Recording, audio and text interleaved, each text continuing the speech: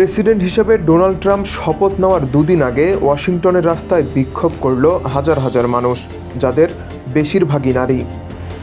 এ কর্মসূচির নাম the people's March, যা আগে উইমেন্স মার্চ হিসেবে পরিচিত ছিল।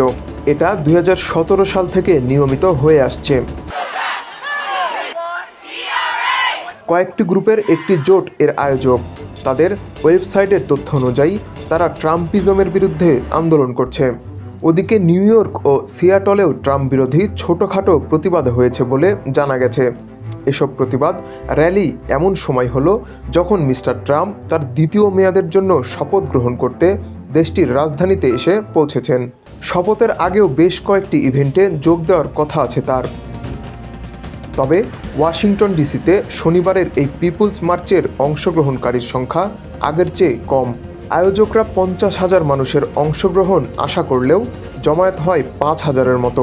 এদিকে শনিবার ওয়াশিংটন মনুমেন্টের সাথে জমায়েত হয়েছিল একদল ট্রাম্প সমর্থকও।